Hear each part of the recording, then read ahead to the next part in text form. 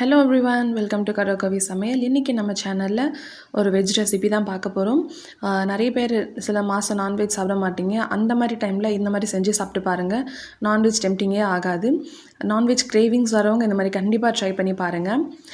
நான் already PRAN recipe போட்டிருக்கேன். அதே மாதிரி தான் இது கருப்பு சுண்டல் வச்சு செஞ்சுருக்கேன். சூப்பராக இருக்கும். சப்பாத்திக்கு, ரைஸ்க்கு எல்லாமே சூப்பரான காம்பினேஷன். ட்ரை பண்ணுங்கள். அதை எப்படி செய்யுதுன்னு பார்க்கலாம்.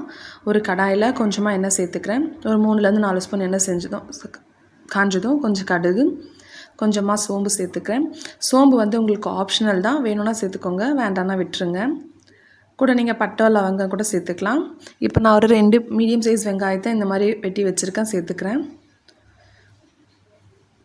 கூட கொஞ்சமாக கருவேப்பிலை, ஒரு 2 பச்சை மிளகாவை இந்த மாதிரி வெட்டி வச்சுருக்கேன், அதையும் சேர்த்துக்கிறேன்.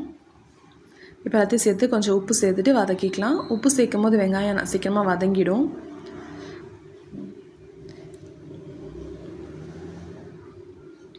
வெங்காயம் நல்லா வதங்கட்டும். வெங்காயம் கொஞ்சம் நல்லா வதங்கினதுக்கப்புறமா கொஞ்சம் கோல்டன் ப்ரௌன் ஆனதுக்கப்புறமா பாருங்கள், இந்த மாதிரி ஸ்டேஜில் ஆனதும் நம்ம ஒரு ஸ்பூன் இஞ்சி பூண்டு பேஸ்ட்டு சேர்த்துக்கலாம்.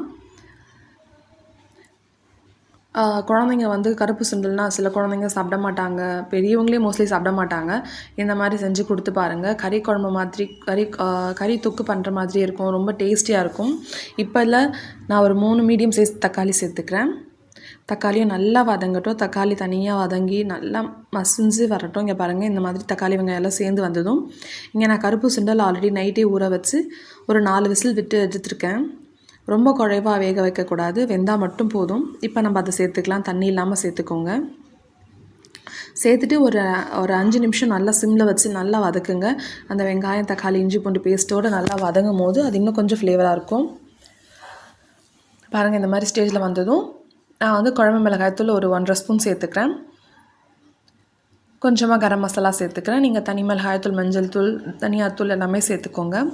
உங்களுக்கு பிடிக்கும்னா சிக்கன் மசாலா இல்லை மட்டன் மசாலா எதுனா கூட சேர்த்துக்கலாம். பாருங்கள், இப்போ இந்த அளவுக்கு நம்ம தண்ணி சேர்க்கலை. தண்ணி சேர்க்காமே நம்ம வதக்க போகிறோம். கொஞ்சம் மூடி போட்டு சிம்மில் வச்சு விட்டுருங்க. கொஞ்சம் நேரம் நல்லா வதங்கும். பாருங்கள், ஒரு 10 நிமிஷம் நல்லா ஆனதும் கரெக்டாக எண்ணெய்லாம் பிரிஞ்சு நல்லா அந்த மசாலாவோடு நல்லா மிக்ஸ் ஆகி ரெடி ஆயிடுச்சு. இப்போ இந்த ஸ்டேஜில் நம்ம கொஞ்சமாக பெப்பர் சேர்க்க போகிறோம். சேம் நம்ம எறா தொக்கு எப்படி செஞ்சோமோ அதே மாதிரி தான் இருக்கும். அந்த ஃப்ளேவர்லேயே இருக்கும். நீங்கள் கண்டிப்பாக ட்ரை பண்ணுங்கள்.